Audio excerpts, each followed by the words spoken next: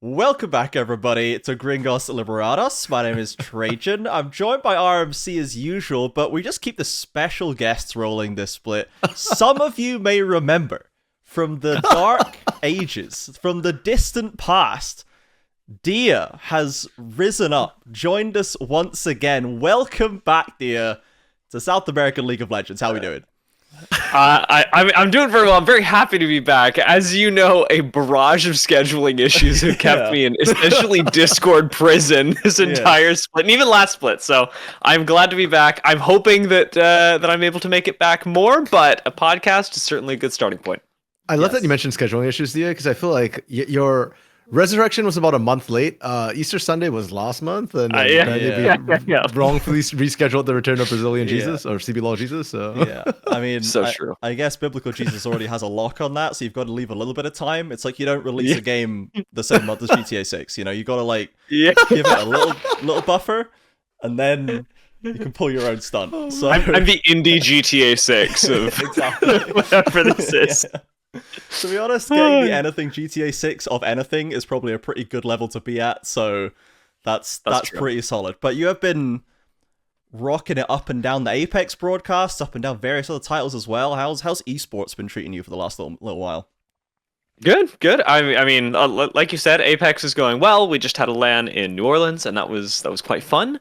And I've missed my League of Legends, as I mentioned earlier, specifically LTA South. The rest of League of Legends is fine. It's fine. LTA South is actually what I care about. Yeah, and so it was really nice, catching up on this week's games, and especially the Sunday games. And for the most part, I'm just I help out in other esports. You know how I do. I've been volunteering in a couple of spots, and it's been good. Yeah. Nice. Glad to hear it. Good positive energy to come in here, because as much as you may have enjoyed watching Sunday's games, I'm sure many people at RMC will know why I didn't enjoy watching at least one of those. Saturday was a bit more of an anti-RMC pill, so we're both pretty mad, I'll be honest, coming into this week. Yeah. We're both pretty enraged. And let's talk about last week, because we had the last week of the group stage, or the kind of round robin of the group stage before the cross-group battles, which we'll be going into this weekend. And we have our final standings that watchers will be able to see on the screen right now. Group A, Pain gaming in first, 3-0, followed by VKS as the two upper bracket, quote-unquote upper bracket side, then followed by Isris Estral and then Leviathan in fourth. Group B is Furia at 2-1, ahead of Loud, also 2-1. Then Red in third and Flux UW7M in fourth. So let's talk about it chronologically. Let's start on Saturday. Let's bully RMC for a bit first, then we can bully me after. So, Pain and Isris Estral. 2-1 to Pain, and it certainly got a little sweaty there for Pain, RMC, did it not? Yeah, so little story time. I was at a LAN this weekend, so that's why I wasn't casting games. I was at the LAN moving stuff on Saturday, and I think it was Rin or Rashi who pinged me and told me that Pain's losing. And I was like, against IE, the hell? Tried to sabotage your cast. That's pretty messed up for Rashi to pull out. Thankfully, I wasn't casting at that moment, but yeah, apparently Pain got ran over, and I literally got ran over because somebody behind me was still carrying stuff, and I just stopped dead when I read the message and got hit from behind. So yeah, that was great. I don't know what's going on. It feels like teams are playing up to Pain for some odd reason. Like, guys, chill, it's just Pain. Like, it doesn't matter right now. Cade Stars did it the week before. IE did it this week. Yeah, it kind of sucks. It's always tough being a Pain fan, and it's kind of worse when I'm watching them win these games right now, because they kind of shouldn't. Is it harder being a Pain fan now when they're actually at the top of the league, but like before? Maybe not? Or is it harder when they're perma second? Like, you see, here's the problem. Like, that's part of me in the back of my head's going, RMC, you've seen this before. This is when they were perma second. Like, they were really mechanically good, but they are not playing macro properly, and then they're just gonna choke in the best of 5. So I'm getting concerned that they're dropping games in the best of 3 when they were dominating the best of 1s, because that's how they end up losing best of 5s. So, a little bit stressful right now. I will still say, mechanics are still really, really strong. They are still hard carrying. If anything, I'm impressed with IE. I do think IE is improving rapidly. I still think Summit is looking kind of weak, but whatever the dynamic is, now that Bertle's gone, it's definitely improving. What I don't understand is, why are we putting Jose Deodo not on carries? The man carried on Lilia game 2. He was like a huge part of one they won. Yes. And then game 3, Poppy. Like, what? Well, Yeah.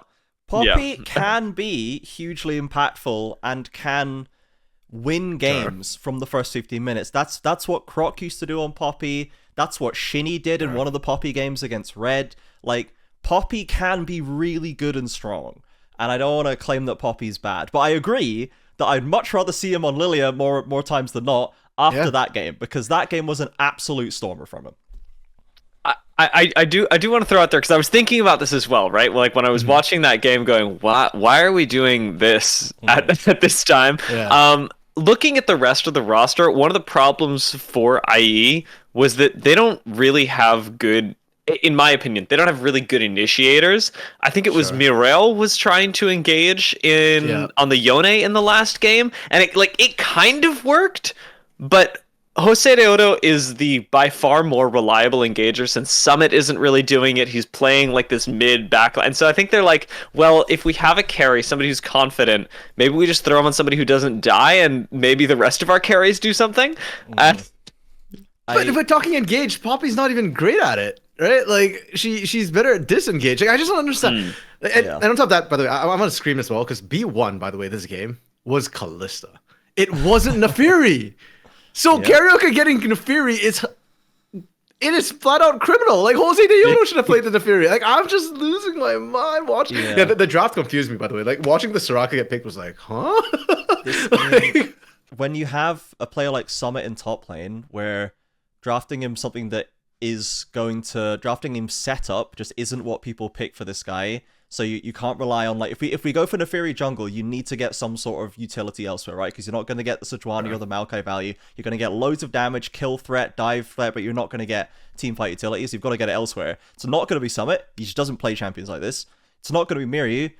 Maybe the Yone is about the closest you can get to that, because it has some knockups, but he's then also going to play like, Akali or Ari, right? And then you got to look for bot lane, and bot lane has been just the weakest part of IE. So, overall, they don't look as hopeless as they used to, I will say that, but I think this IE formula, maybe they're feeling like that Jose has to do it, because, like, who else is going to do it? Who's going to do it well enough to get wins, especially over a team like Pain? They're like, well, we need our carries to be comfortable, so let's let them try and carry on Akali and on Yone and on Jace, and then Jose, it's Poppy duty for you, buddy. I mean, like you said, their bot lane just doesn't really do anything. Like, they're okay. Like, they're just like, even though, because I was watching, like, waiting for the because they picked Draven, and I was like, no way, we're picking Draven here. And then like we get to mid game, and the kill that Draven gets is like 99% Jose. Yeah. Like, I love to that assist is his his. Rev and Draft was like, you're picking Draven into Brazil. You're ballsy. And I was looking at it going like, that's Snaker picking Draven into Brazil. Dude, this is not going to end well. If it was CEO, like, I believe it. I just, not from what we've seen from the bot lane so far. That even in a split one, when I finished first, I would have said, Draven, you don't have it like that, Snaker. Let's just pick up the Kai'Sa perhaps, or maybe even just a nice Ezreal for you. But like, I think that the Draven wasn't it. Got pretty summarily dumped out. And while the bot lane, again, is not quite... It has improved a little bit. A lot of IE has improved a lot. The bot lane has improved a little bit, but it still feels like such a big hole on the map for them. And against Pain, who are now regressing to just hands checking and kind of aura checking their opponents. Like, you're trying to aura check height. Like, Titan with a Draven pick is... No, man. You cannot aura check Titan.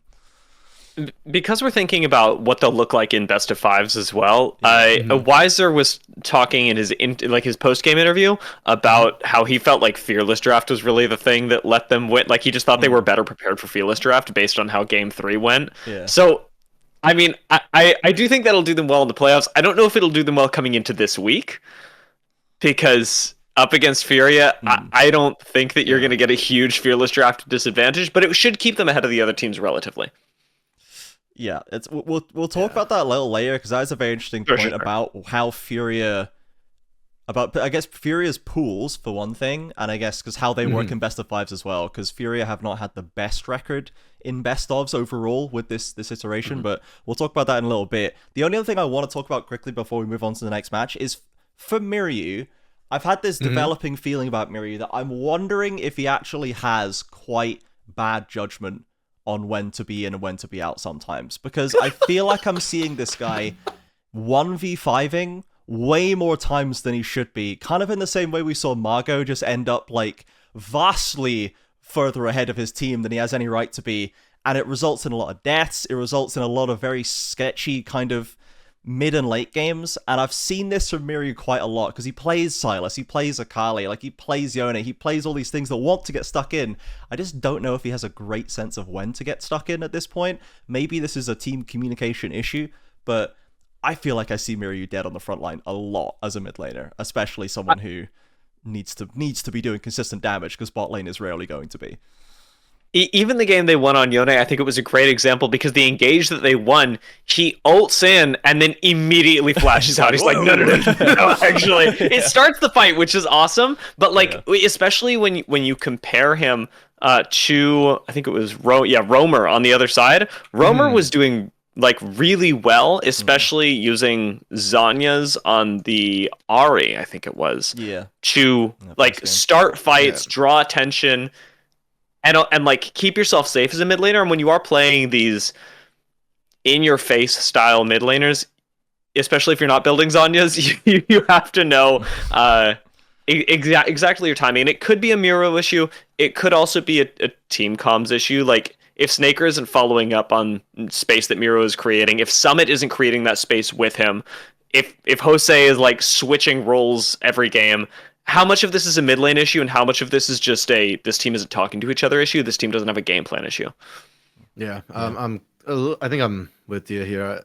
I'm looking at Mirror a little bit more like Fu right now, where it feels like he has to be primary engaged. It goes back to what Dia was saying earlier, where Jose Deodo might be just being forced on things like Poppy and whatnot, because the team needs to engage.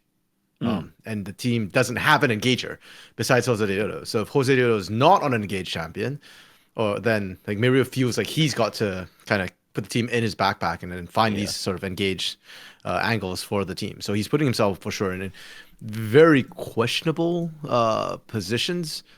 Yeah, I feel most when he's on Azir, him and Fu, I feel like there's a lot of similarities in how they're playing the Azir right now. Like they're trying to play like a playmaker.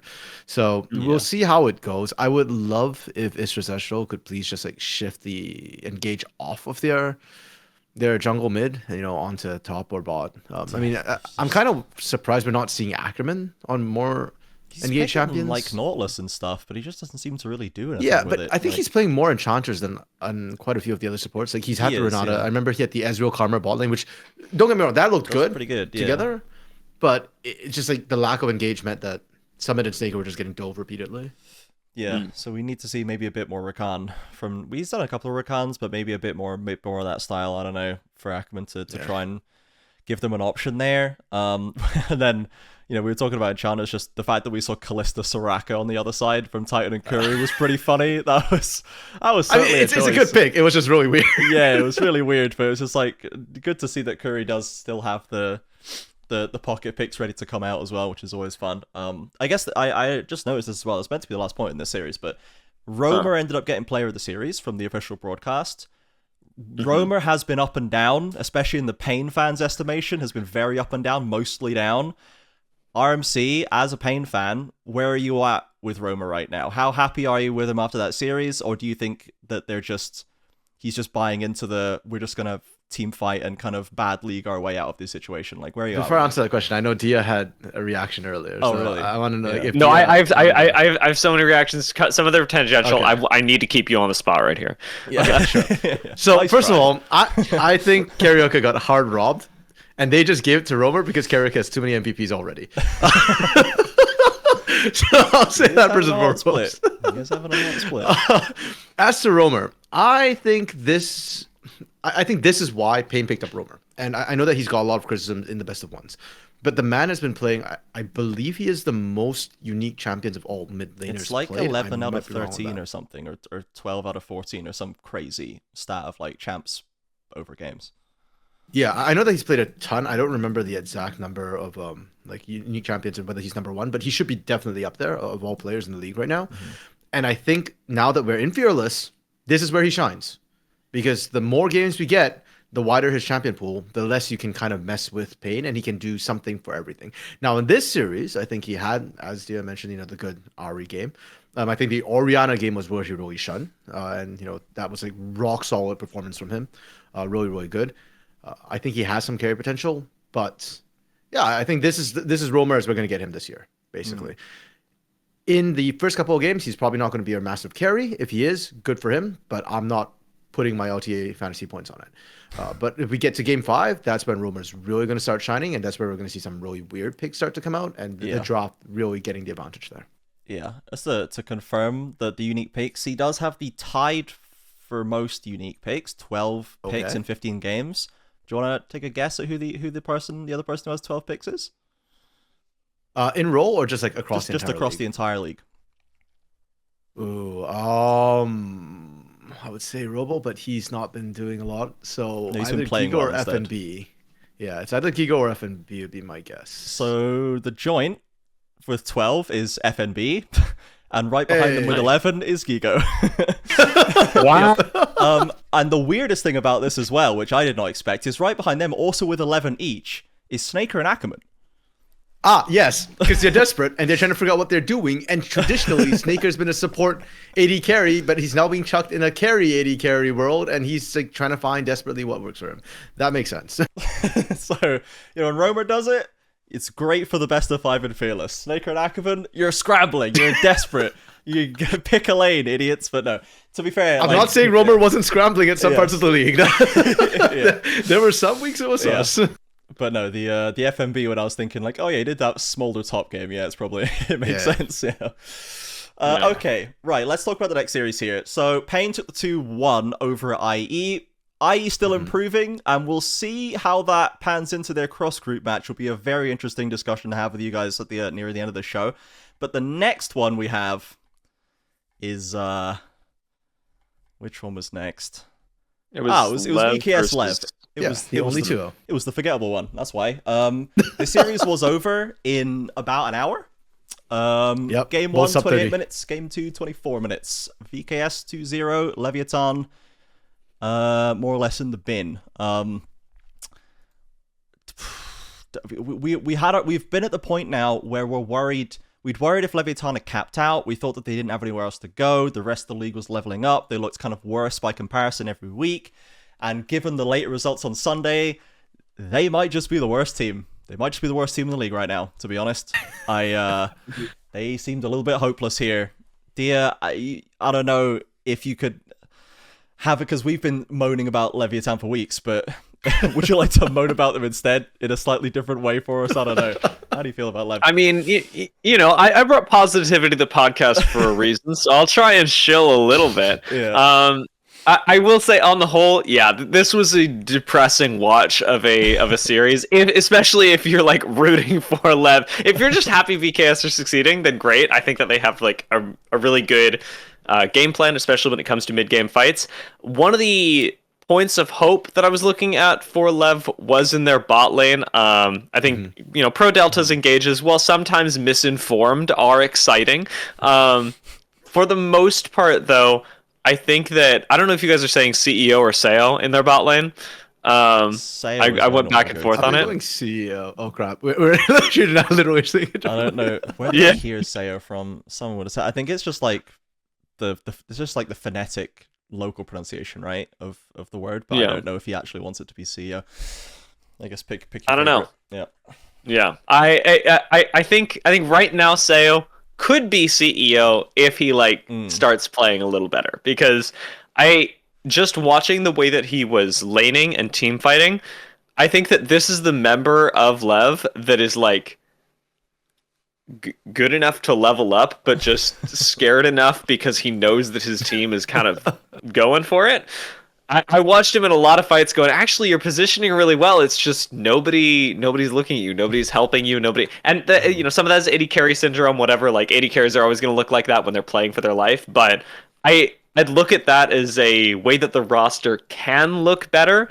Elsewhere, I'm not seeing it. The whole top side of the map is not it for me on Lev. I didn't see moments of like, wow, hope, amazing. Them getting 2v1'd by Bull in the top lane at level 3 was criminal. Dude. But yeah, for the future, for maybe even this week, Seo could be it. I'm looking realistically at split 3 and a lot of coaching before that happens. It's so interesting, RMC, to hear that after that series, Seo looks like the one shining light, and that just tells you how well they neutralized Cody in that series. Because I think Cody used as to a be that whole guy. has been neutralized. Like, his stats have been going down, and I don't know what's going on. I wonder how much of it was actually Scary and Prods in split 1 making Cody look like the best mid laner. We saw a lot. We see a lot of solo kills from him. To be fair, as well, we still saw solo kills. We saw the Gragas game from him. Like, we've seen things of that split 1 Cody in this split. But you're right, he is being much better dealt with. And I guess it's not just VKS that are achieving it now. And in the games, it felt like Cody, he didn't feel like necessarily the same kind of I have to engage this fight to win. It felt like I have to 1v9 and get a 1v5 pentakill to win this game, and is always playing like he's trying to get a 1v5 pentakill. Yeah. And he just has not yet achieved that, and therefore VKS are now at the bottom. Yeah, I don't know how much of it's like Leviathan just being mental broken at this point, because last week when they lost to IE, I think that really hurt them, and this week it just did not feel like they were here to play. Like they were just kind of coasting in their lanes. It felt like. Hey, just looking, because I was looking specifically at Seo for the first game when he was on Ashe. It really stood out to me that there were a couple of fights where Leviathan would go, oh, we want to engage now. They'd all start moving forward, and nobody would use a cooldown. Yep. Nobody would burn something to start a fight. Nobody would like pick a person to fight. It was all just let's move at them, and then if VKS want to fight us, we want to fight. But I don't know. Like, I think you're right. Maybe it is a little bit of mental boom. Like, I don't want to be the one to take the risk. I don't want to be the one to start the fight. I'm not sure what's going on with them, but that is not going to win you games. Yeah, and then you had like freaking Desamas going, "This is Sparta." Like, you walk at him and he's just like, "Come get me," and Bull's just like, "Yeah, I'm here too." Like, we're more than willing to engage, and it's just really weird watching Leviathan. And you think back to Split 1, where they were the team that they lose early, they get a little bit sloppy. But that they're always trying, and eventually they'll find that one fight that kind of clicks for them, and then they take over the game. We think back to the early split, kind of similar things as well.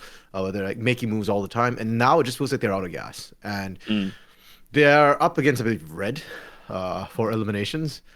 And I'm just thinking, like, yeah, Red is gonna lev you, basically, like split 1 lev you, where they're just gonna keep running at you and make things happen. And if you're just gonna lie down and take it, you're just gonna get run over.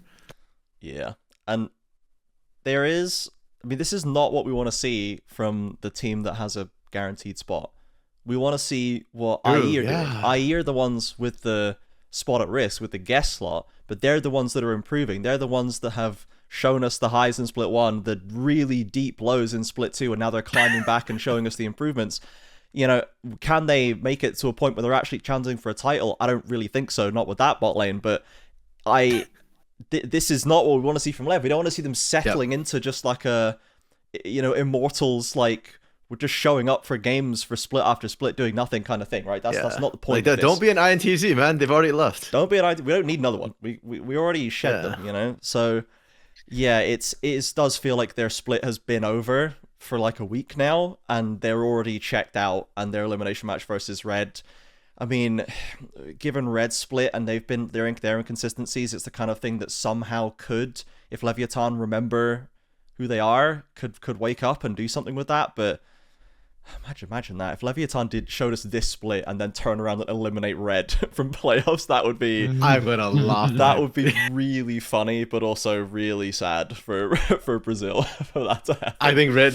Yeah, we'll discuss it when we get to. That's all about Kate Stars, because I feel like we've been focusing a lot on Leviathan. I can tell Dia wants positive vibes, so let's go to Kate Stars. I think Kissy is very good. That's my positive vibe to lead into VKS. Sure. I think Kissy has been having a very good split, particularly. He's putting really solid games up. He's was one of the people that originally I was wondering, like, is this the guy to invest in and to build and try and continue the 5-year plan around? Is this the mid laner that you've chosen? I wasn't sure, but as the split goes by, I think I'm getting happier with him for sure. I think I'm really liking what Kissy's doing as people are solving Cody, as Romer is still question marking as Margot has been dumped out back to Academy and Greflar's back in. Like, there's real room for Kissy. I think is still outperforming all of them, and is looking really good.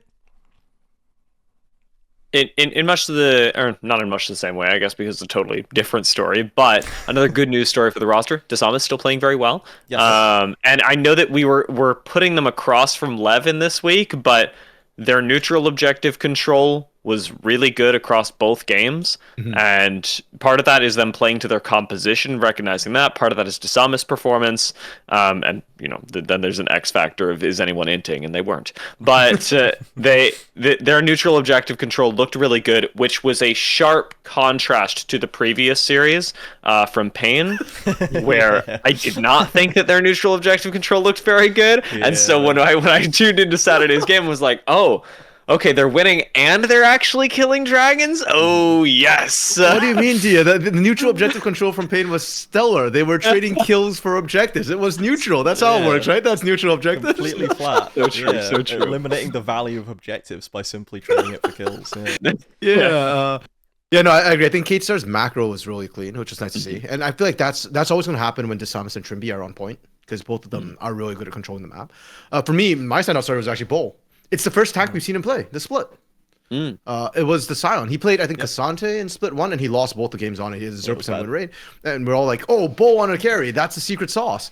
Well, he played a tank, and he, low-key, still kind of carried on it. Like, he was nigh unkillable on that Scion. So yeah, did exactly what he needs to do on Scion. Continue the trend of all of our top laners just deciding that Scion has to be in the pool.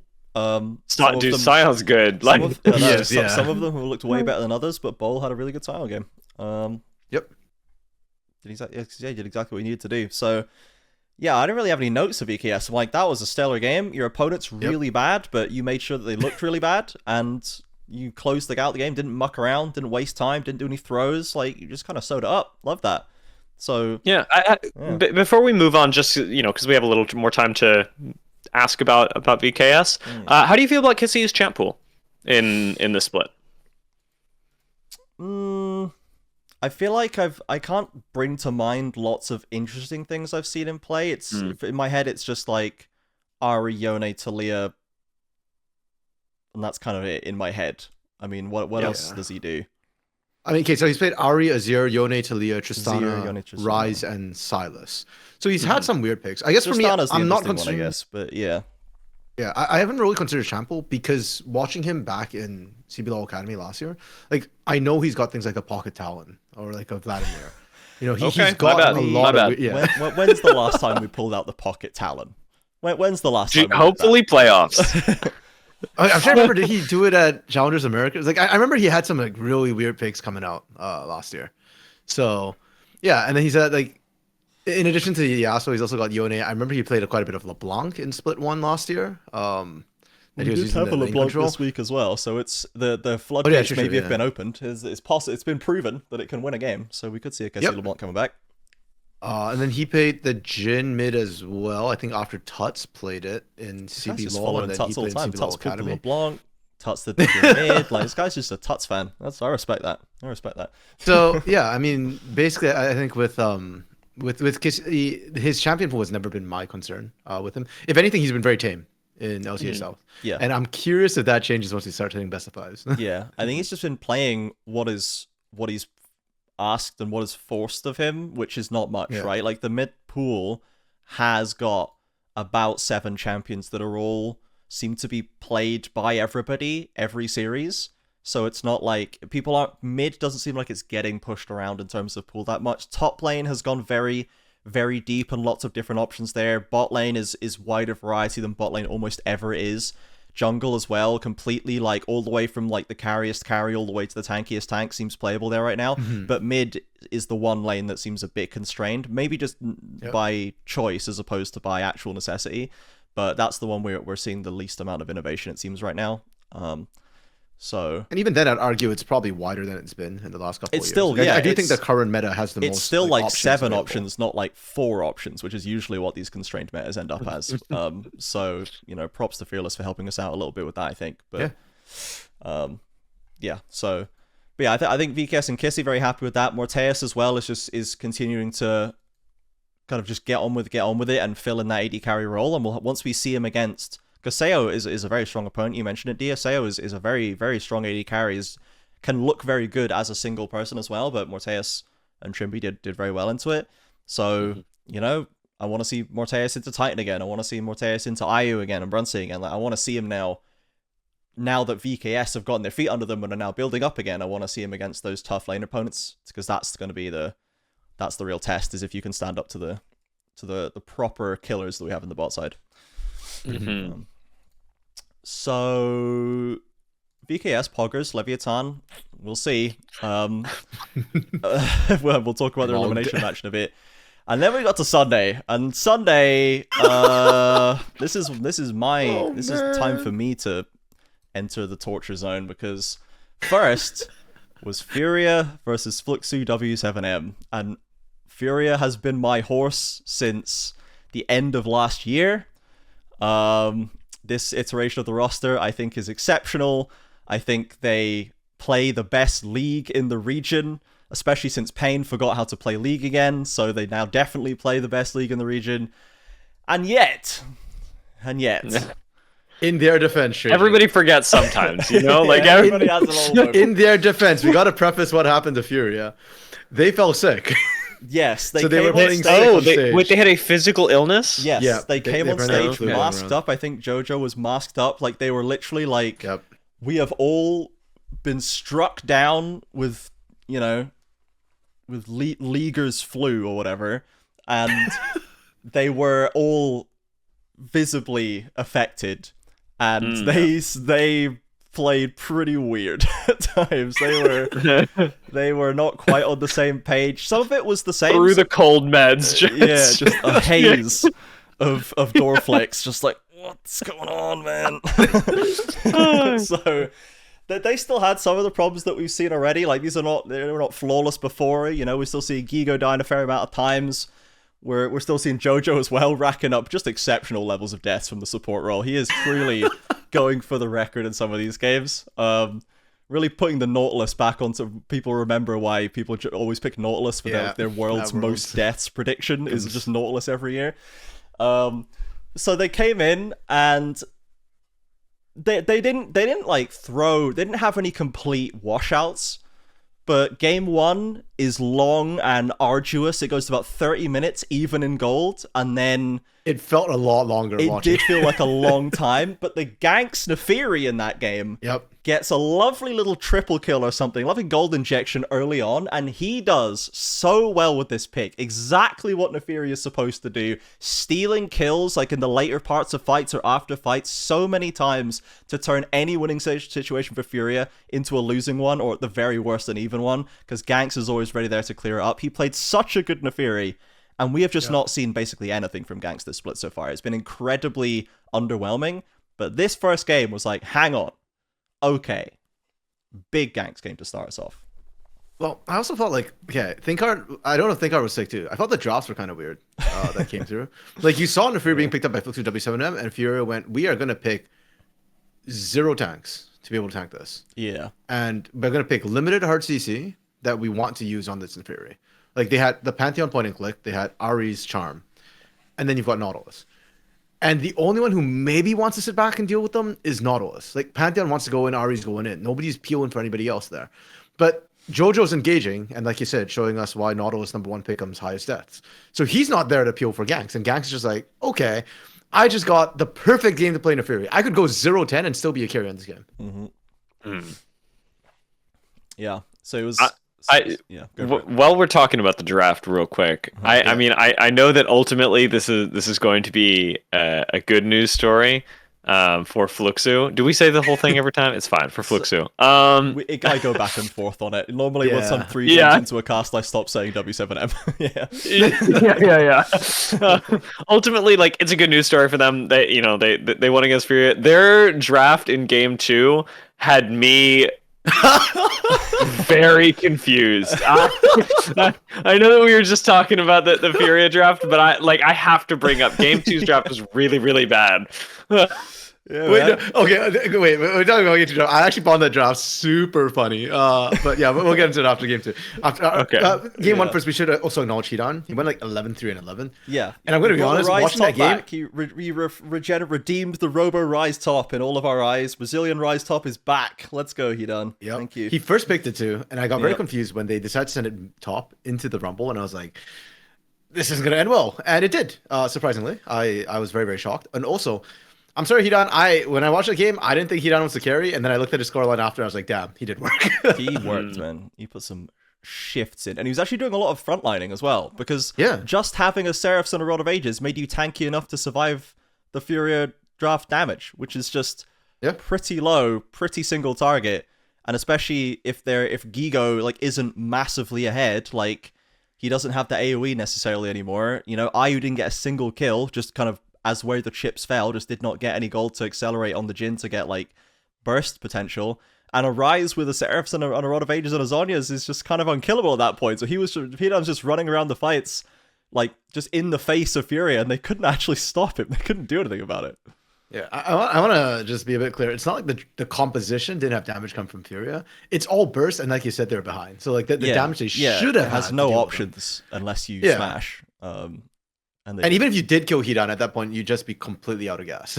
yeah, because then and Ganks has Marvin and Fu been just roll you, through. you have to burst everything to kill a Rise or whatever, and you have to you're really trying to pin down Yeah. a Naafiri that can W out of half of your stuff, and then you've got nothing left to deal with anyone else. So yeah, that was a really solid game from Fluxu. So it was a fun one to watch. It was back and forth, but like it just felt like whenever Furia made a play, they would stick around just a bit too long, or long enough at least, for then it to become a bad idea, either through a TP or a respawn, or a Ganks shows up and kills the backline. And I think Furia felt like they were reaching kind of in that game, reaching pretty far, and getting punished quite a lot about it. So kind of just a bit of uncharacteristic sort of greediness and lack of nuance maybe from Furia in that first game, and they got punished very hard. So Fluxu, love that to punish. Now game two was just a Furia game. Game two was what we thought both of these games were going to be. It was a sub 30-minute Furia mega stomp where they picked like dominant stuff for IU. Tuts brought the LeBlanc back, so we saw the LeBlanc pick coming out there, and we got the Tattoo Skarner, which must be like 7,000 or something. It feels like he never loses on this champion, I swear. Like, I don't know if I've seen him lose a Skarner game. His Skarner game just is completely unbeatable. He had one loss this split. Like, it's just, Why'd you have to ruin it? Yeah. Why'd you? So, yeah, this was just like, well, Furia woke up in this game. We thought, okay, fine. They're a little ill, slow to warm up. You know, it's fine. That's it. They did it. And then, yeah, the Fluxu draft was Jace plus Zeri plus Akali plus Mundo. Yeah, like I wasn't even thinking about it when the draft was going on, because I was just like, yeah, cool. This is what I write it down. Cool.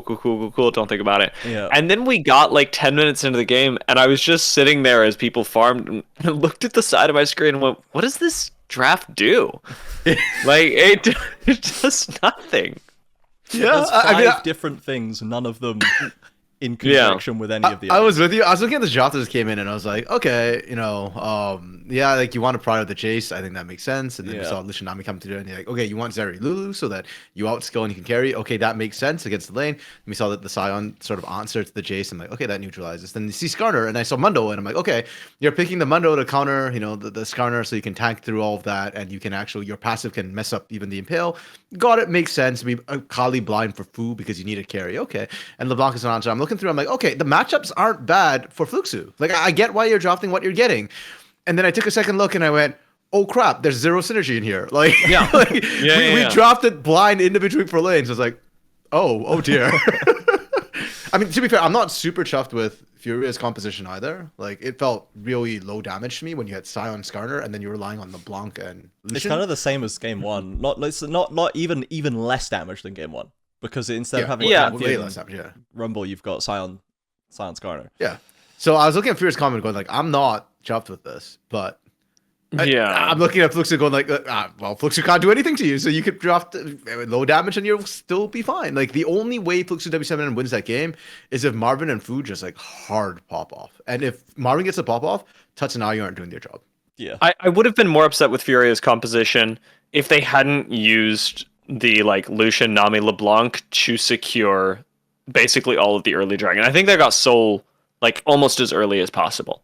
And so that while their draft wasn't amazing, the fact that they were able to take the lower damage parts of it in the late game and like turn it into a really good early game, like I think it did work for them. And it's nice to see that even when almost dying physically, they're still able to be like, all right, this is what the composition does, let's do that thing.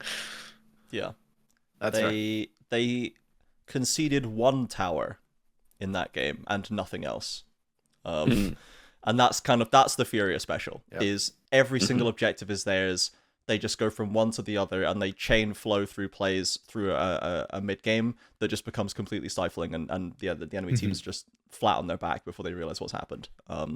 So, and yes, if they'd failed to achieve that, the Lucian and LeBlanc would start just kind of bouncing off the window, going, "Man, well, this used to be really cool and easy, and now why can't we kill anybody? This is ridiculous." But it worked for them, I guess, in this one. So when you're Furia and you can put a game together like that, it works for them. We need to stop letting anyone who's not Brunsey draft Zeri, guys. We need to stop them thinking that they can take Zeri. They can't take Zeri. Only Brunsey can have Zeri, all right? I'm putting my foot down. Stop it. You can't play it. You can't pick it. Not right now, right? Just stop. No, we need Cello back in. We need Cello back in. We need Cello back in. So someone can play Zeri who isn't Brunsey, man. Somebody save my boy. IE, you need an AD carry? Go and fish him out. So Fluxy got kind of bowled over in game 2, and we thought that Furia was back where they should be. And then we got game 3, which had the Fu Cassiopeia, which I'm liking the Cassiopeia coming back. We used to only get that from Tinones, but now we're getting that from some other people. That was cool. We got another Jungle Jax, which has also just popped back in over the last couple of weeks. We've got Jungle Jax sneaking in as we get into these Fearless drafts. So I remember watching this draft and being like, okay, Gigo Gwen, the Gi Gwen, love that, okay. And like the early Jax into the Gwen pivot, I'd be happy to let Tatu or Gigo take this. They've got a nice flex there. Tut Silas, I trust him for this, right? Silas is decent right now. Tut's is having a really good split.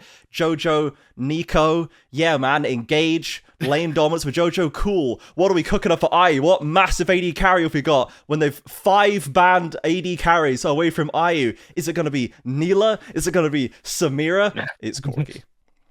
Yeah. Yep. It's Corki. And it just doesn't do anything. It doesn't do anything, man. I don't know why. But it's just the haters have been proven right. And I didn't want them to be proven right, but I was like, when I saw that Corki, I was like, I know that this is what the haters would think, and I don't want to be a hater. But where's the Samira, man? Where's the interesting champions? It's a with your Nico? Well, it's an edge roll on the other side. So if you're picking Neela or Samira, you've got problems trying to actually gap close. And it would have made their comp worse. My big problem with Furia was it felt like they were just drafting comfort champions at this point. Right? The Gigo's Gwen, like you talked about. Tatu's Jax is a thing he used to play quite a bit when he wants to be the carry for the team. But you didn't need to be the carry for the team. You literally have carries in every single role. You first picked Nico. You knew you didn't have attack in the bot lane. And we just went, guys, we are all in. Like, it was just... And I'm looking at what Flux is drafting. I actually love their draft. Like, first Shen, we've seen in a hot minute. But it's a perfect place to pick him, right? Like, you've got all melee champions want to run into you. 5-man taunt. Beautiful. You can out somebody, save them away. Ganks with the Xinjiao, spot on. You can disengage the engage, and then suddenly they've got to run through Miasma. They've got to run into a Cassiopeia. It's going to be super rough. This game, to me, more than any other this week, was a draft gap. And I'm shocked when it happened. Because Thinkard is not a bad coach. So I don't know how this happened. Yeah. I also really like this draft from Fluxy. I thought it was very cohesive. Yeah. I love the Shen. The UK League, as an aside, has been dropping Shens left, right, and center for some reason in the summer as well. Love the Shen. We've done it in jungle, support, top lane. Everyone's picking it up. And Hidan did an excellent Shen game. Very good series for Hidan overall. I think he had a very good showing.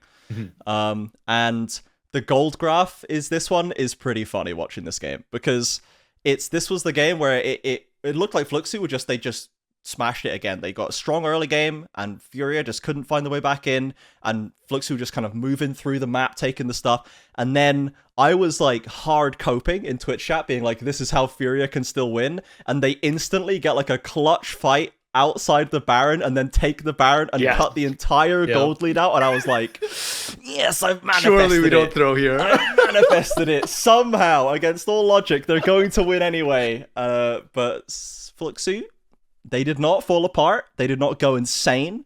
They did not get sort of loud cursed, where as soon as you give them an inch, you suddenly can't play the game anymore.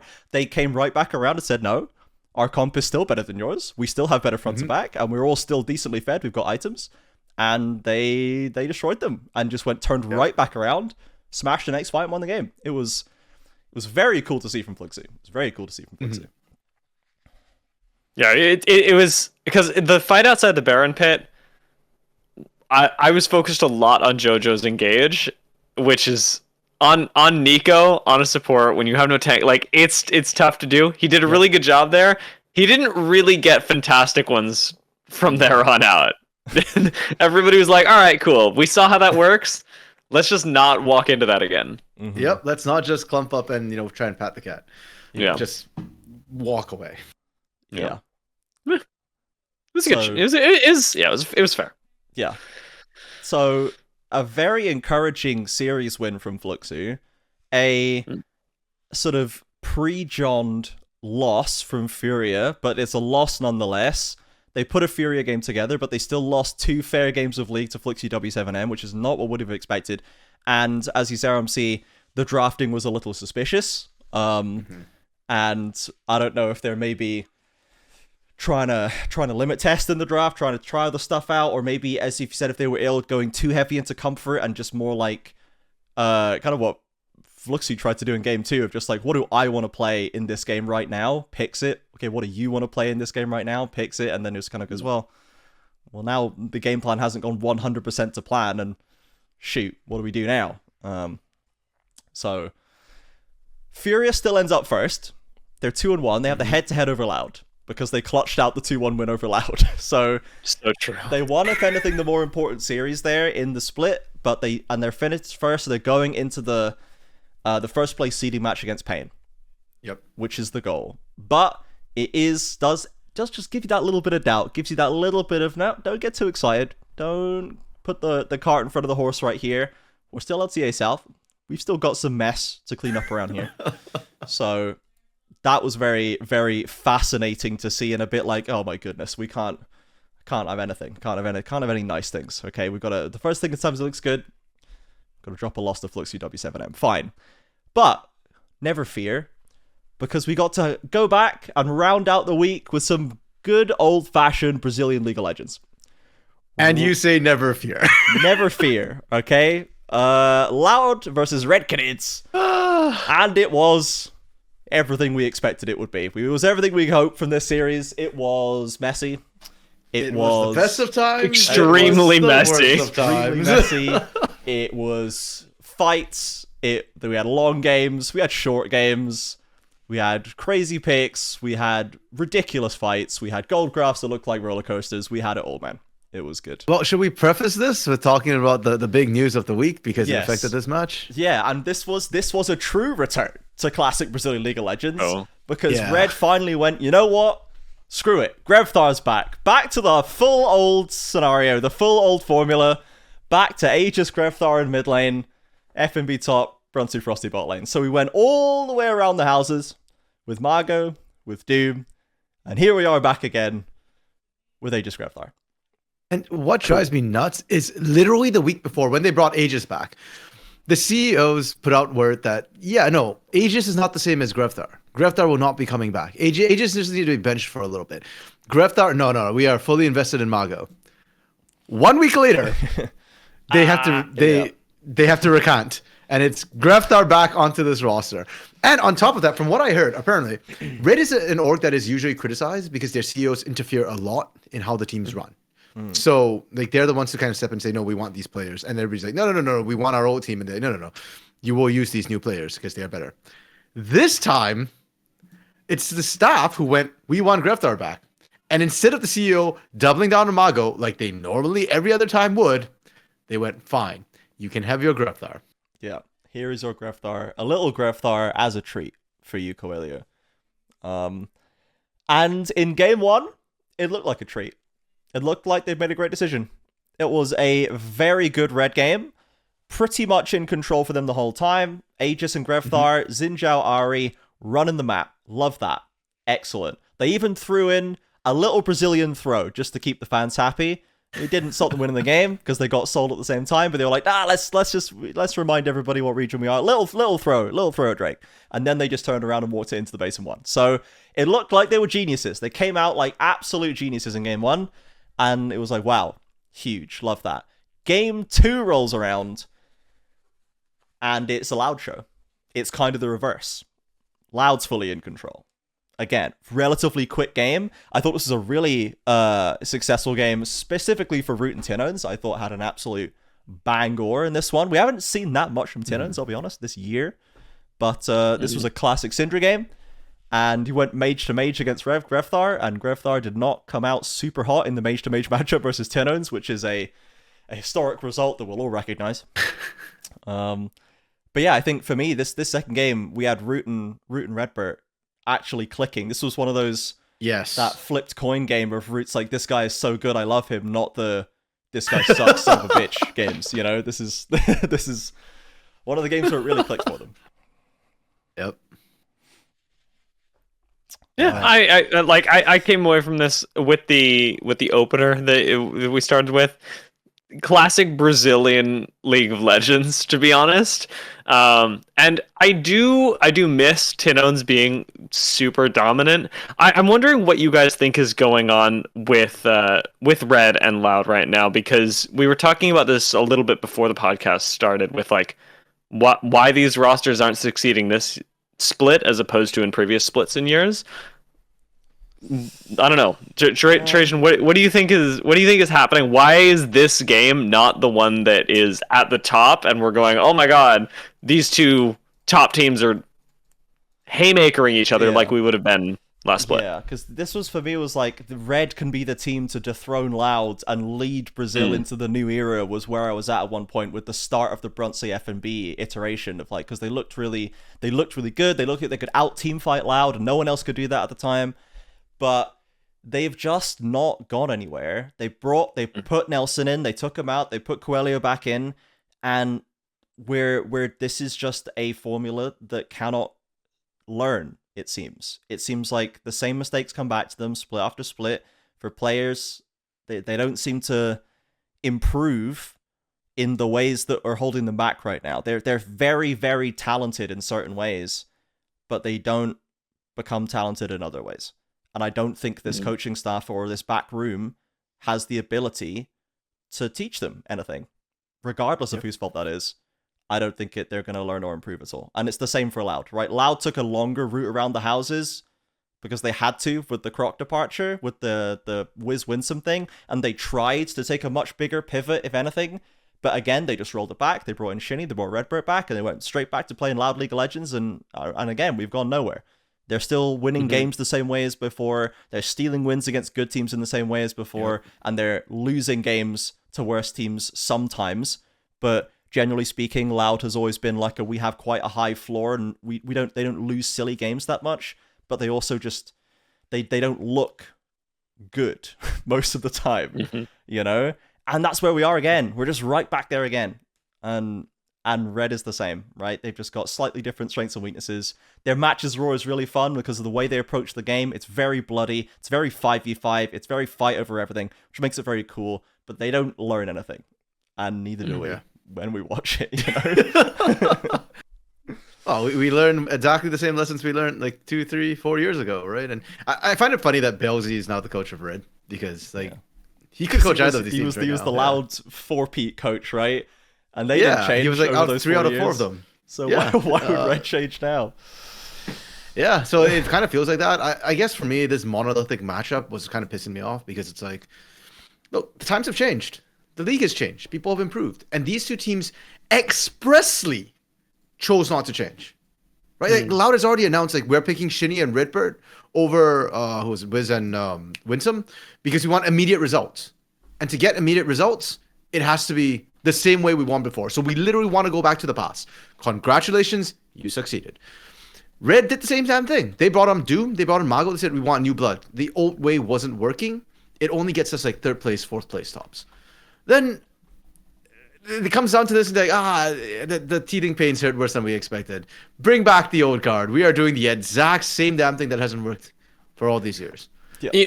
From a Congratulations, you've done it. From a, I don't even know what perspective to call this. From a like league perspective, like the split 2 was pitched in the like LTA South and North Conference as being the split where the teams improve interregionally to a big. It was like the cryogenic time chamber that we're supposed to go through. I really would have liked to see Red just stick with the roster that they wanted to commit to. Yeah. And like if they end up 8th, I mean that sucks, but at least you tried something. I feel like the problem is that like we're coming out of the probably out of this split for Red very soon. And they just, I don't really know what they've learned outside of maybe don't do this again, but what this is unclear. Is it put like different people in? Is it commit to the wrong person? What is it that Red have learned at all after this split? Because right now, they're probably not topping. I mean, they're not going to top this league in split 2. And I don't think they're going to be one of the stronger teams in split 3 because they haven't actually learned that much. I don't think this league is about learning, Tia. Unfortunately, it's especially not. That was the pitch, bro. That was the pitch. No, that's right. I just don't think. Yeah, it's about that. And if there's anything I've learned, it's that Aegis does better with Greptar. Right? We saw Aegis with Mago, and Aegis looked very controlled. Greptar comes back in, and Aegis is back off the leash again, and he's just making all plays. And frankly, it looks good for Aegis. It does not look good for the team. I think Game 2 would have gone better if they played more controlled. And more measured. I think Game 3 especially, that one went back and forth. They were throwing left and right. And looking at the compositions too, I didn't like Loud's comp. I think Red should have been able to win off virtue of their composition. But they couldn't because they were playing real risky. Like Brunsey was in places he should not have been at necessarily. Like his Kaiser was hypey. And I get it. This is the Red syndrome, right? Like where your 80 carry feels like I have to carry. We saw it Titan back in the day. We see it with Brunsey all the time. And he had to do it again and again. And yeah, I don't know. This match, no matter who wins, I feel like Brazil lost when 2 of our teams decided to go back to the past. Yeah, Game 3 was an exciting one. It was very back and forth. I was very depressed watching that. That one, the more kills went down, the more depressed I was getting because it was just like we're going back. It's 45 minutes. This is basically Loud hits 30 minutes and just wins the game. Auto wins. Like yeah, it's the kind of game that Loud is still very, very good at winning at this point, and Red have looked less consistent in that later stage now than even sometimes in the past.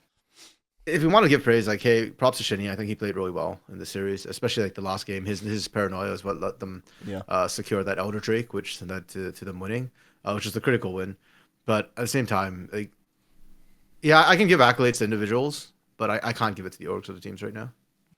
Yeah, so I don't mind it as much here because it doesn't feel like the region is being held back by them anymore. Because we have above them, we have VKS, FURIA, and Pain, who are all far from perfect, but they're not this bad, man. They're not this bad. They don't look this ridiculous. They don't look this silly. Like, they are not having titles taken away by Red or Loud while they pull games like this. So before we had the Liberty Kaboom games, you know, we had the INTZ Flamengo games or whatever, where they were just like, they were having a good time probably, but they weren't going to be the face of the region. They weren't leading the region. They weren't setting the standard. And I don't think Red and Loud are setting the standard anymore. They can still have games like this that I can enjoy, but I don't think it's going anywhere. And I don't think it's going to actually stop our better teams from improving in the way that it seemed like Loud was just keeping everyone under their thumb for 2 years straight. Yeah, they were definitely able to just like hands check everyone for a little while, and that was enough. My biggest fear is Pain is going to do that at the rate they're going right now. They are not improving, and they'll turn into the Loud. Yeah, like and you know what? We could find out in the first round of playoffs. Like there's a very real world in which if Pain wins and Loud loses, or if Loud wins and Pain loses, they will face each other in the first round of the playoffs. And if that happens, I think we go like full Brazilian at that point because Pain and Loud both seem to have reverted back to old styles. Pain's hands are just better. Like their roster changes have improved them, whereas Loud's roster changes are debatably side grades. I know some people consider them downgrades because Croc was the father of a generation of junglers here in Brazil. So it's hard shoes which you need to fill. But yeah, like that series is not one I'm particularly looking forward to. I feel like I've seen Pain look better more recently, which makes me hopeful that it's not a full-on regression as of yet. I'm just suffering from recency bias. I haven't seen Loud play more like impressively than this in 2 years, in 3 years maybe. They've always done this. It just worked before, and now it doesn't. And Red as well. They've always made the same mistakes. They've always managed to, like, they can't just win a game without throwing at least one fight. It's literally impossible for them. Like, even if they have good early games that they can rush and try and steamroll over opponents, they cannot do it without losing at least one fight. It is just insane. So, like, I'm seeing that they're still playing at their level, but I've not seen the higher level from them. Everything else has grown up around them, whereas Pain I have seen the higher level from, and pretty recently. So I'm hoping that they will remember how that works. And will be forced to remember how that works by the better teams and not be allowed, I guess, to become Loud 2.0. So Loud takes the win 2-1 in Game 3. They have a 45-minute clanger. And off the back of, as RMC said, largely Shinny's very good Nocturne play. They had a win to take over Red there. So Red settles into third. And now let's take a quick look at the fantasy standings before we look at the cross-group elimination matches. Because sadly, the rebellion is over. The rebellion has been quashed summarily as Lunar Day stamps down Dark Knight to retake first position in the LTA South Fantasy League. RMC has climbed back into fifth, back on the page, back on the screen for this week after a week off. 4i4, I don't know where he's ended up. He might be back to being 7y7, and it's just he's 7x7 again. He's 7x7 sadly, and I remain stoically in like the bottom three as my economies of scale. Probably my worst. This was my worst week too, by the way. That means everybody had a really bad week. The anchor of my team have been Tuts and Jojo, my Furia players. Jojo went 0, 10, and 5 in one of those Nautilus games, man. What is that? What is that? Like, truly heinous for my Furia players to finally let me down against Fluxy W7M.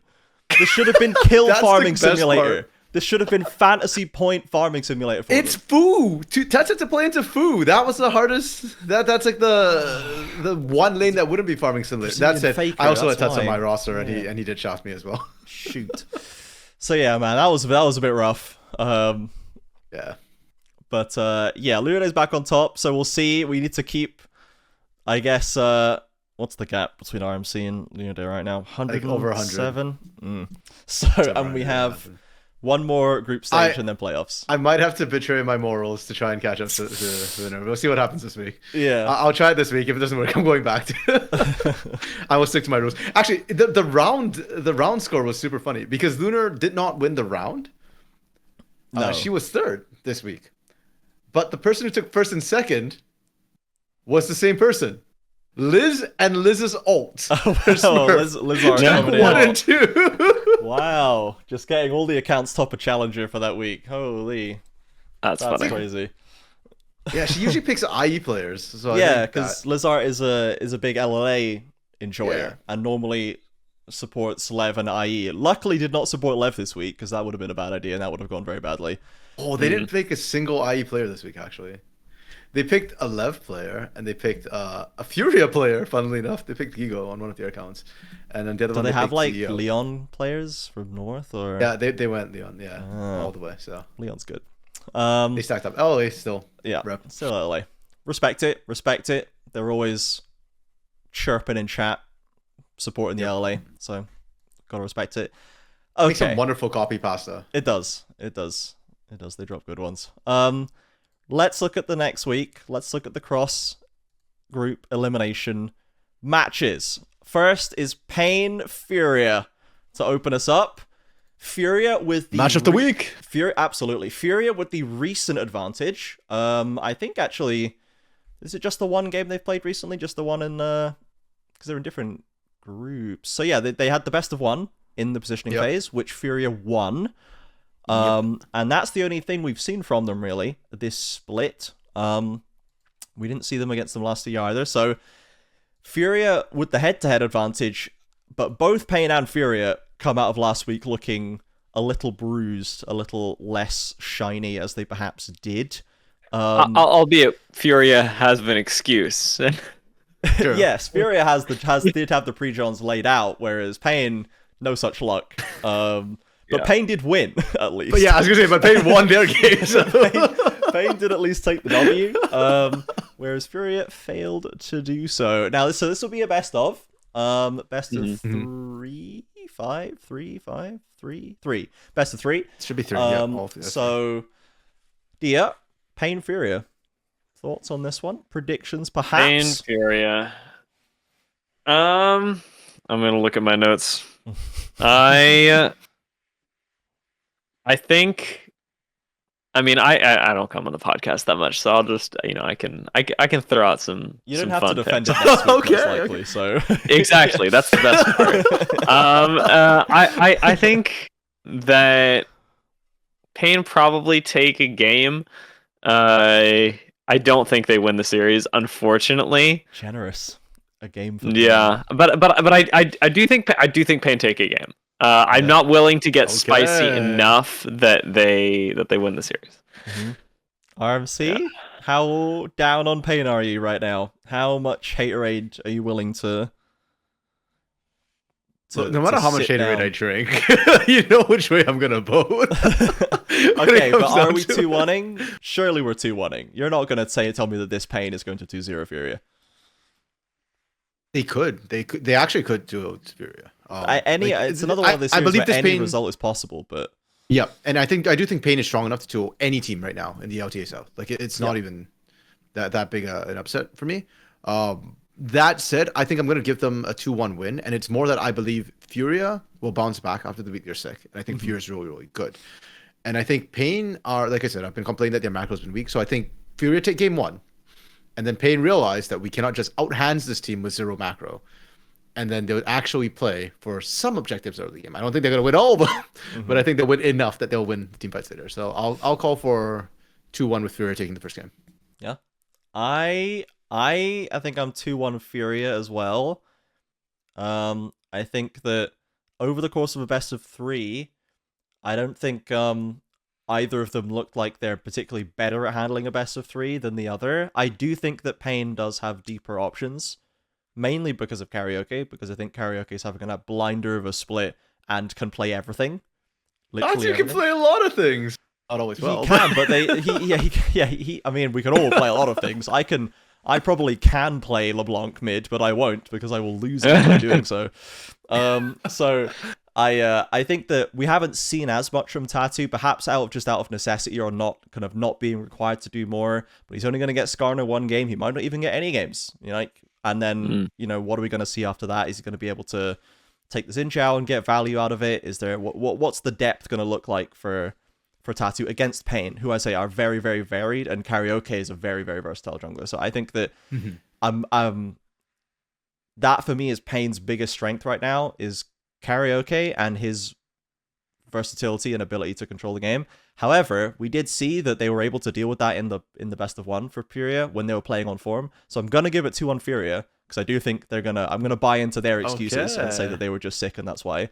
But we'll see if I will be punished for believing the FURIA social media team, for believing Shotana for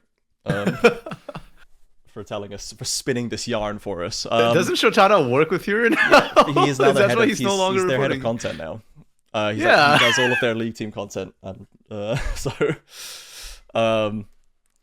third place seeding match, or let's go to the next one chronologically, which is IE Fluxu. Now this one got a lot more interesting after this week. This is elimination. This is an elimination match. Loser we say goodbye to.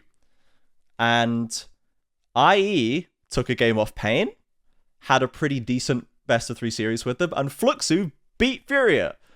Sick or not? So This one is a pretty tough one to predict. They're very strange teams with weird strengths and weaknesses. RMC, where are we leaning here? Where are we leaning for IE Fluxy? It's funny too because the one win Fluxy W7M got in the positioning phase was off IE. Yeah. Oh man, this is actually this is a really weird situation because I think if Jose Deodo gets carries, IE can win this. Mm-hmm. But if Jose Deodo doesn't get carries, I've been a big proponent of Marvin and Giggs for Fluxy W7M. Mm-hmm. So I think they will be able to overcome Snake or Ackerman. I'm gonna give this one 2-1 to Fluxy W7M because I do not believe in the coaching staff of IE, and they've been putting themselves in random holes for no reason in draft by not giving Jose Deodo carries. Yeah. Fluxy just banned Lilia, and you're like halfway there. That's understandable. Yeah. And I respect that, but this is where I'm going to get a little more happy that I don't have to defend it next week. I think it's 2-0 IE. Okay. 2-0.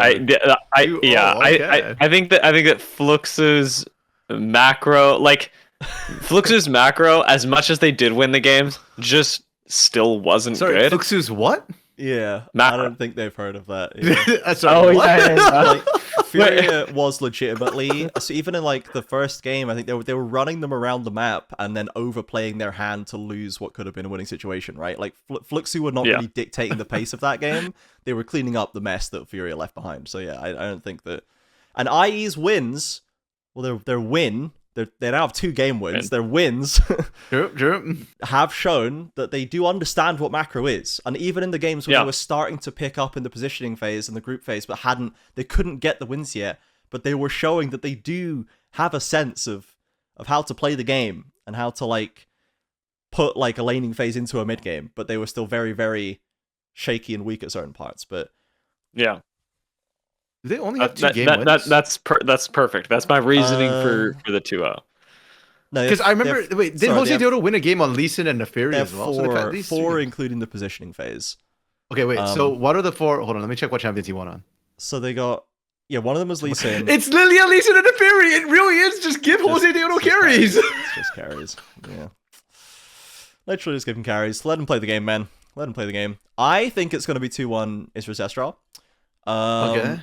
Rev and I followed.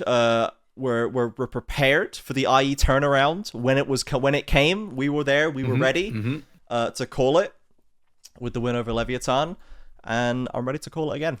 I'm ready to call the 2-1 over Fluxy W7M. I think they do have a better understanding of how to play the game somewhere in there. It's kind of hard to see at times. I am much lower on Marvin and Geek still than RMC is. I personally think RMC is still on his academy copium there, and I think that Marvin and Geeks will fail to get one over on Snaker and Ackerman where they really should. Okay. And then I think that Jose Deodo is going to be able to lead it. I think top lane could be interesting because Hidan has been having a very good run recently, and into Summit, who has been less than consistent. There's definitely a chance for Fluxy to have a lane to play through, but I don't know if we're going to be able to consistently see Hidan like beat Summit and then individually turn that into like a big advantage that can win a game for Fluxy. That Rise game was massive, but we haven't really seen any other games like that from Hidan so far, so I don't know if he's going to be able to turn that into enough, I guess, to swing things. So I would take 2-1 IE, but very happy to be proven wrong, to be honest, and as much as Fluxy W7M spiked my Furia wheel, I'm all here for them making the absolute best out of this nightmarish project that the players have found themselves in the middle of. And if they can just continue their season going, steal some more wins, improve, like, I'm here for it, man. I'm here for whatever Fluxy W7M can achieve, to be honest. They're the real truest underdogs. I just find it hilarious that I predicted the Pain win, and I'm like, Fluxy W7M is the better team. And you'll predict Furia win, and you're like, no, I use the better team when they lost the Pain.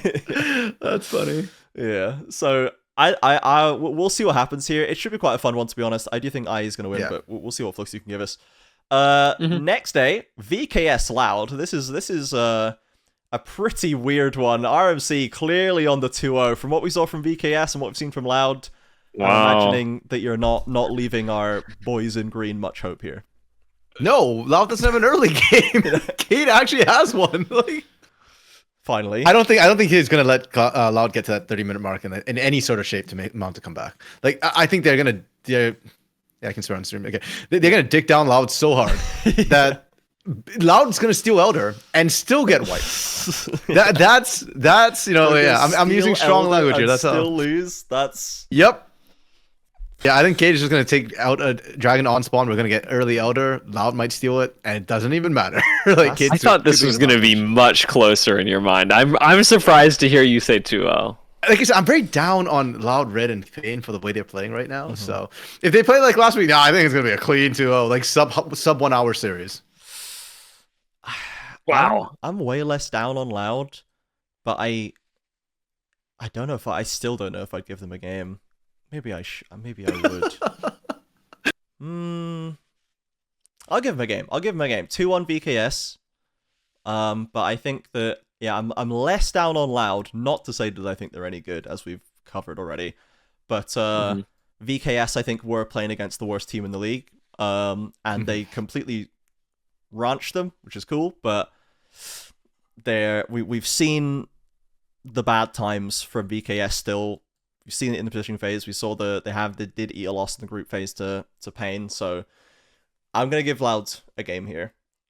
Dia, would you like to be any more generous to Loud, or how are you feeling? I don't think so. I think they probably. I think I'll go so far as to say I think they take a game. If they take a game, it's the first one. And after that, it's they get shut out. If I'm wrong, that series is going to be so hilarious. Yeah. And if I'm right, then it'll be over quick. Yeah. I think it'll still could be fun for sure. Loud can make it fun for us, but yeah, I think VKS should hopefully take that one for the third place seeding. Last match, Red-Canids versus Leviathan. Now, we know Leviathan completely phoned it in last week. Red are looking, to be honest, low-key, pretty bad right now. They're looking like the sixth worst team in the league. Realistically, depends on where you put IE. But RMC, Red-Canids versus Lev. Do you think Lev has an angle to shake themselves off and actually just clown Red out before even making playoffs? I think there's an angle. The thing is, we've seen the highs Lev can get to. We've seen the lows they can get to. So is there a chance? Yeah, I think both these teams are huge, like, coin flip teams. So it kind of comes down. It's going to be a game of throws, right? Like we said, Red has not played a clean game yet. And I'm trying to remember if Lev has. I think Lev has played like 1 or 2 clean games back in Split 1. So Split 1. Yeah. It's not even like in the positioning phase. Like, no, back in Split 1. No, maybe. yeah. They got 4 wins in the positioning phase, by the way. They did, but remember how they started their wins, right? Like they're like down in the pits and they're clawing their way back up, and then the other team makes a mistake, they punish, and then they suddenly win. So yeah, it's not clean by any means. It is really a game of throws. So can Lev take a game? Yeah, I believe Lev could take a game. I think Lev had one Red could clean take win a in man. positioning phase, and it was against IE. Oh, okay. Yeah. So take from that what you will, I guess. I mean, as to predictions, I guess. Okay, the Leviathan logo looks like a head, right? Yeah, it's a head. It's a head. Okay. It's a sea dragon. So let's go. Heads is Leviathan. Tails is red. Oh, it's Tails. a red Red win. takes it. Disaster. Okay. Unfortunate. Sorry, Lev. No win for you. That's it. I will go. Would you give them a 2-0 game? on whoever wins? No. I'm going to say whoever wins just wins. Like, yeah, I'm all, like, you know what? These teams are so binary. Like, yeah, if it wins, it's going to be a smash. If they lose, it's going to be a wipe. So, 2-0, and the coin said red. So it did. Dia, does your understandable. Does your I'm also 2-0 red. I'm not even flipping a coin. It's 2-0 red, bro. It probably is, isn't it? Probably, I've already given Loud a game, and I've given IE the win. I can't extend my generosity to Lev as well. I can't. I just can't do it. It's 2-0 red. It's 2-0. I'm not judging you for that. No, there's got to be a line in the sand, and I think Lev is just behind it. So I'll take a red 2-0 as well. So that would leave us with. So we're losing either I or Fluxu or Red or Lev. and then we go into playoffs. So Yep. by the end of this week, we will know what our playoffs is going to be, and then we're into best of 5 Fearless, which is going to be a banger for sure. Let's take a look at some questions. We actually have a few from the Discord, the community Discord, that everybody can join if they wish and ask us questions and also talk about the league and other things. First question from Lunar Day. With a minor region like the LEC doing road shows, what do you think about the feasibility and if the LTA South could do a road show, maybe even out of Brazil to Argentina or Chile, where LLA teams could have home games? Absolutely.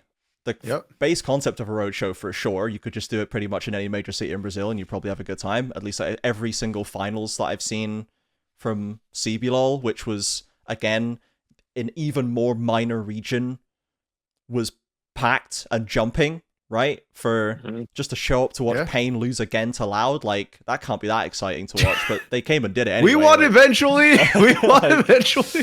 So I think they would for sure come out to that. Like, in terms of like the roadshow stuff, the thing about the LEC is it has like a Spanish team that can go to Spain, it has a French team that can go to France. How regional, realistically, is the LTA South without adding in? Because it's like mostly Brazil, and then I mean, a couple of I think LLA we could do teams. one in like but... we could do one in Seoul. for our proper home region.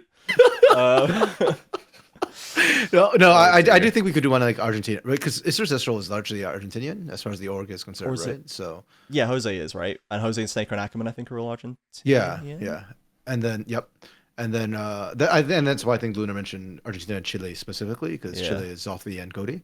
Yeah, CEO is Argentinian as well. That's So I think you could, and I would like to do I would like them to do a roadshow there. It would be really cool, right? Like, I mean, they'll still be playing in the arena, but you'd still have even if they're not playing in those places and they're playing in the arena, pardon me, like they could do like tailgate parties in, I think, like Argentina and Chile, and that'd be really cool. I do think the South is very passionate. I would love to see that being done.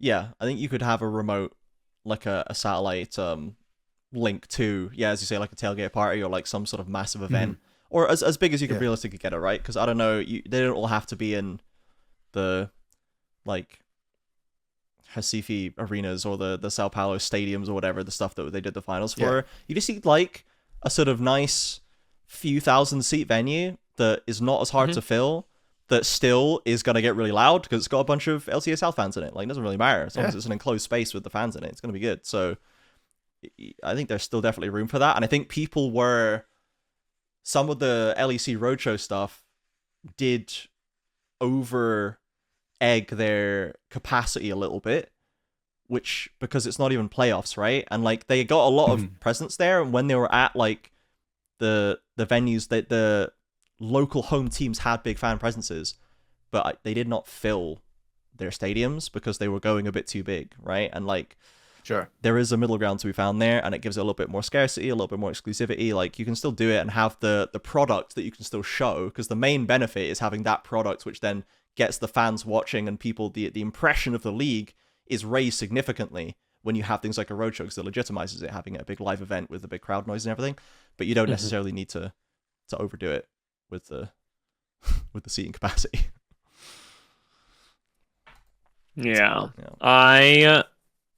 I don't know that much about the regions outside of Brazil and how active their fan bases are or were in attending live events. I only have data for Brazil, so it's very difficult to say. And they're not really regional in Brazil, right? Like, the only one that I remember having a very slight regional bent was the NetShoes Miners logo that had a train on it, because it was from like a region of Brazil that was like famous for some sort of freight train line in like the sort of industrialization of Brazil, I think. And that's about it. There was one more. I'm looking. Rensga. Oh, Rensga from the Wild West. Yes. Yeah. They could go and have a live show event in the middle of nowhere with no internet. I don't know, man. They had a lot of fans. Like, their content was fire. The fans can all show up, but you have to go somewhere that has no internet and has no like civilization to really have the Renska experience, so that you can truly get the Renska internet memes back. That was fun. Yeah, that was good. I think what you're saying about like LEC having dedicated like teams that are dedicated from each region that they're traveling to is really the powerful thing. But to be honest, that doesn't. I'm trying to think of the other ones now, and Rogue doesn't have a regional allegiance. Giant X is Spain as well. I mean, it used to be the UK, but then it merged with Giants, and now it's Spanish entirely, and the entire UK thing has been dropped. G2 is, I mean, I guess Germany, but they don't have a German representation on the team necessarily. They're in Berlin because that's where the league is. So like Fnatic, you could have the UK, I guess. But again, that's they get away with it through the legacy angle, but it's been a long time since anyone thought of Fnatic as a UK org. It's a European org, right? In CS, it's been that way. In League, it's been that way. Has it ever been in League a UK org? Like, so even when I think back to the old days, like XPK was their face. And it's had players like, especially the Academy team was actually quite... So in like EMEA Masters, in the regional leagues, it had a much more... When it had Fnatic Rising, it had a much more UK angle, but the main team... Maybe never. Yeah, like it's headquartered in London. That's about it. Like it does not feel like a UK org. It feels like a European org. So even the LEC, which has a couple of really good examples, it doesn't have like a leagues full of them.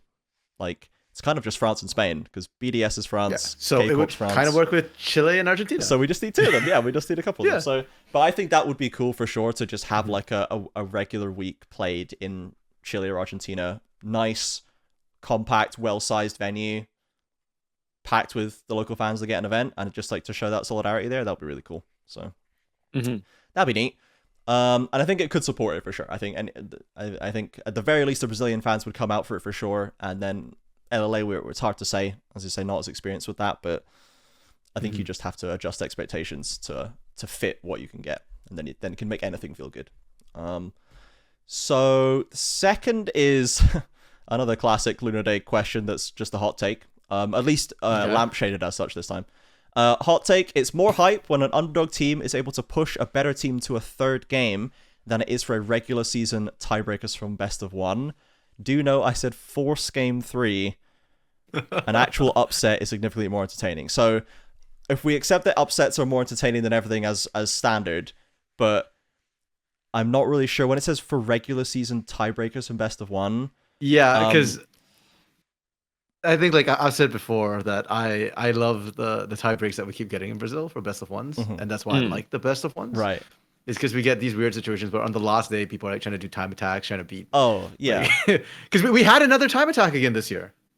Did we? Again. Like, yeah, the loud was... Oh, yeah, we did. So we did. Yeah. Yeah, it was because of their win times. Yeah. So, I've been very vocal in saying I actually like the best of ones for this, and I'm glad we didn't completely get rid of best of ones. Like, best of threes are definitely better for competitive integrity. Like, there's no doubt about that. It gives you better quality games.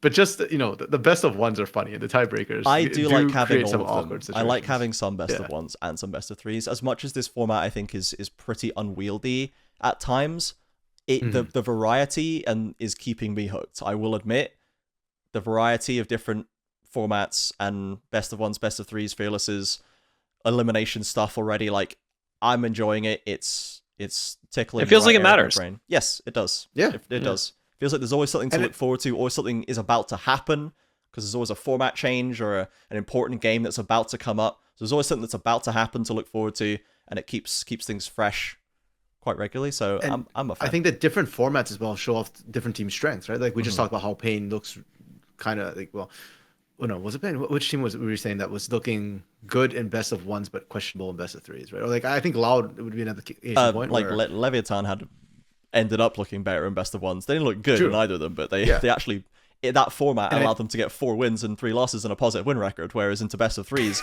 they are 0-3, 1-6. They didn't win a single games. series. Like they are in the bin. Yeah. I.e., that was the team, right? Where we're saying best of ones, they look bad. And then Fearless seems to benefit them a little bit. Yeah. I think Loud is going to be another team, which looks really good in best of ones, a little bit shaky in best of threes. And I think full Fearless is going to expose Tinones horrifically.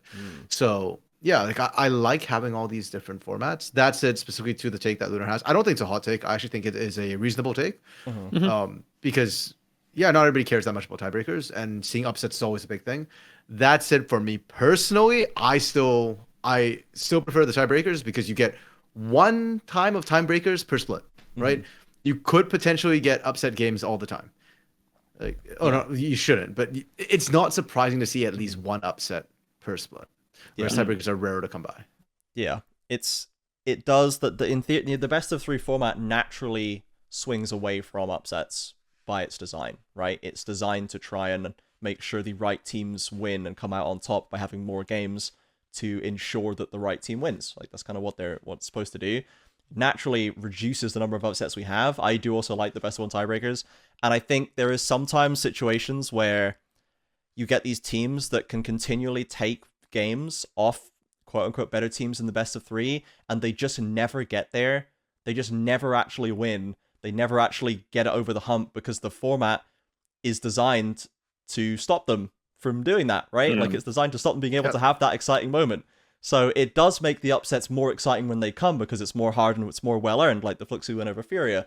But it does sometimes leave teams just going like, no, you're for sure good. You're just like 10% worse than everyone else, so you never beat anybody. You never win a series. W7M is good, I swear, guys. They beat the Academy teams. And I think sometimes teams can get kind of trapped in this like little limbo where you never really get to see them have a good moment because it's always just like, you didn't win the series though, so who cares? So I think, this is best of threes is ultimately better for picking the best team. It just factually is, but I like best of ones and tiebreakers because I think having a little bit of them is nice, is cool. So last question is from Lizard. Dropping in with an LLA question, actually an LTA North question as well. If you followed the LTA North a bit, if not, it's whatever, how would Leon compete against the rest of LTA South if LLA would have fully integrated? Wait, I know the football LTA team South is Leon, but I could have sworn LTA North is saying Lion. Are they? Lion Maybe it is or Lion. Leon? Maybe it is Lion. No, I think you're right. It is Lion. I think I just saw it and read the French city. Okay. But I think it is Lion. Yeah. So how do we think Lion would do in LTA South? Especially since they have been a team that also started very slow in Split 1. And I think people that the general consensus I get is that people are actually pretty happy with how they're doing and are like, do not sleep on Lion. No, they're not going to challenge and beat FlyQuest or Cloud9 for the championship, but do not forget about Lion. And they have like pulled multiple, I think, kind of upsets, as people would call them, especially after Split 1 being very rough. Well, they're the one team that from the bottom four that people thought might have a chance at cracking top four. Yeah. They didn't ultimately, but yeah. I mean, the fact that people thought they had a chance, I think, speaks to their level. They're also unfortunately better than Shopify Rebellion, or what people say us. But yeah, if that helps you make your LTA South decision. So where would they land? So they beat Leviathan for sure. My problem is I don't even know where the LTA South teams are going to land right now. So how do they play? Like, what are they? Because people like tell me Saint's really good. They're mid laner. Yes. And like their bot lane is fine. Saint's good. Henna and Lions are right. actually pretty good. I think Lions is good. a really good support. Audi is really good. Audi Lan, yeah. In the jungle. He's been looking better than Jose Deodo, which unfortunately gives credence that he might be the best LA jungler. And is Licorice top? Who's top? Yeah, Licorice is top. Oh, lol. I have a really soft spot for Licorice. He's like one of my favorite LTA North players. Just despite the fact that he goes from like first to 10th like multiple times through his career, and just for no rhyme or reason. I really liked that interview he did with Riv. It was like a drive sit down or something where he did like a 34-minute interview with Rivington III years ago, and I really liked it, and I really got appreciation for him as a player and as a person. He's actually quite a lot like one of my friends. But the team of Lion, I think they beat Red. So like their mid lane is really good, right? But who else is really good on them? I guess was a follow-up question. Like, what's the style of Lion? How do they win games? That's kind of the problem with the LTA North, is that it's not that simple to just kind of pigeonhole them, because a lot of times, like, who's carrying? Like in Team Liquid, you talk about like Yon as the big carry, but then like APA and Impact do step up from time to time as well. So like Lions, that's kind of the issue as well, is that Saint is probably the biggest carry, but their bot lane is solid as well. Pretty good. Lions roaming with Audi, I think, has been one of their biggest strong points for the team, to get them sort of early leads that they can snowball. Licorice has often been unfortunately left by the wayside, so his stats are a little bit weak, and he doesn't look very good on the team. But I wouldn't necessarily put that at Licorice's feet solo. Yeah. So do they have strong early games? Do they go late? Do their games run long all the time? Like, do they? It looks like I'm just looking at their previous games. Their ending Yeah. games are around 30 minutes. It's very average. I wouldn't say they're a slow team. Yeah. They're in disadvantage for a lot of the game, even if it's only by a little. Mm. So they achieve wins by pulling wins out in the later stages through good decision making, perhaps. Yeah, As opposed to snowballing like lane advantages into just shutting the game out. Yeah, their early their plating is not good. Their grubs are not good. Their dragon should be decent. I do remember them having a pretty good lock on objective. So if they're sacking grubs, then their drag should be fine. Yeah, let's see. Oh, so wait, that also makes sense because they sack their licorice, mid. so their top side is really weak control. Yeah, so no grubs up there, but in theory, if you're sacking top side, you should probably be getting dragons sometimes if you're leaving grubs and licorice out in the dirt. So realistically, if they're gonna make good decisions later on, you can put them into an even game state against their opponents and they can come out on top quite reliably, they probably beat Red, because Red can't do that. I think we can safely call them better than Fluxu and Isrus Estral, or Fluxu and Leviathan, I should say, by my estimate anyway, because Leviathan are really bad and Fluxu are still a bit rough around the edges. Not be able to match hands. Yeah. Yes. Isrus Estral, maybe in a couple of weeks we have that conversation again. Right now they're probably still comfortably Isrus Estral, so that's at least fifth. We've got 3 teams. So that, but then you get into actually that's fifth. So then you're looking at fourth. Can they beat? Because Pain, Furia, LAT. This is now a 9-team league. If we just slap Lion in there. Yeah, sure. So do they beat either VKS or Loud? I think they beat Loud. I think they beat Loud. But they go into late games even state and they go late all the time. Can they? That's not where you want to be against Loud. I know you don't want to go statistically late it appears that way, but like from what I remember from my eye test when I'm watching them, I think they're losing early games to teams like C9, FlyQuest, Team Liquid, 100 Thieves. So if we have to keep in context that they're 5th in their league. So when you're checking these stats, right, like they are technically on the lower half, just by virtue of having 4 teams above them. So because of that, like I still think their early game is pretty decent, pretty strong. It's certainly better than Loud as far as I'm concerned. Loud have no early game. Any team with an early game, I think, is going to run Loud. So. Okay, VKS. I mean, VKS now have an early game, so yeah, that's a tough one. I don't know if I give it to them now. I think VKS look pretty good enough to, and they don't look. Wait, do they look pretty bad later on? They have looked pretty bad later on. At they times. have thrown some games pretty hard. Yeah. I think I'd have them on the same tier personally as K-Stars, and that might be a bit of LTA South cope, to be fair. I do think the general average level competition in the North is higher, so because of that... so do you think VKS beats Loud but loses to Lion? No, I had them 2-0ing Loud. Exactly, that's what I said. So you think VKS beats Loud, but, but maybe doesn't beat Lion? Yes. But Lion maybe doesn't beat Loud. But beats VKS. No, I said they ran Loud. I'm giving them the same. I think they run okay. Loud as well. So that puts them third in LTA. Yeah, I think third or fourth. I wouldn't put them first or second, but third or fourth. Yeah, I'd probably put them fourth, and like one of VKS or Loud is below them. I'm not really sure which. I'd put them in a little circle stuck in the middle. Okay. In a little mid pack, but I think they do probably run Red, Fluxu, and Isrus Estral right now. Yep. And I think that Furia, who has a storming early game, would probably just run them over. And actually doesn't have a bad late game either anymore. And then Pain would just hands check them all the way down.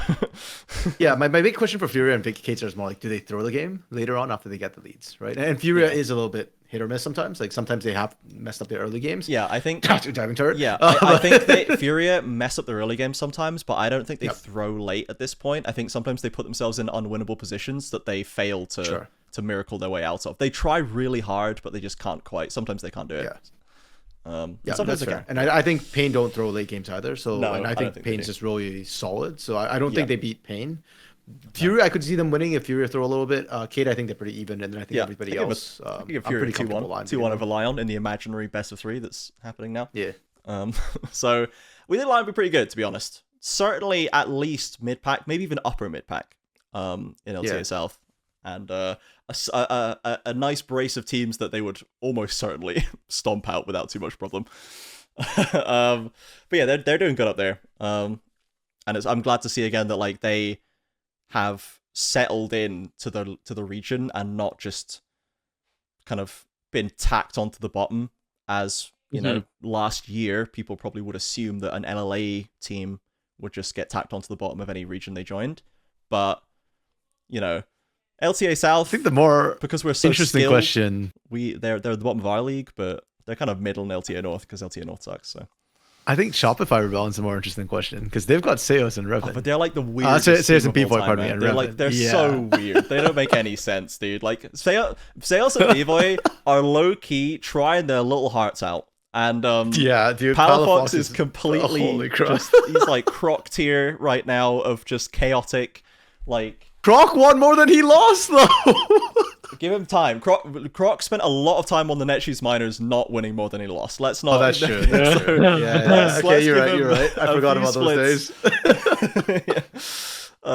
He just needs the right environment, all right, and the right region around him that completely folds under his gameplay. Hey, Palafox, ever thought about Brazil? What about the LTA South, Palafox? I'm sure we could find a mid lane spot for you.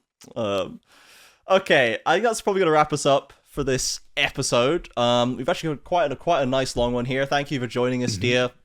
OG. Thanks for having me. Exactly, and sharing your thoughts on the best region in the world. Thank you everybody for watching. Feel free to follow us at LTA South on Twitter and Twitch. Watch us at usual time this weekend for the cross group elimination matches. At usual time.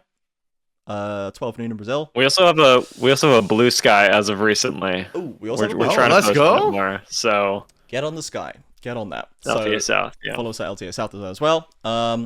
And if you like, you can join our community Discord and chat to us, submit questions to the podcast, talk with the community about the games, join our fantasy league, do all that fun stuff. We love to interact with you guys. So with that, thank you very much, and we will see you on Saturday for more LTA South. Bye.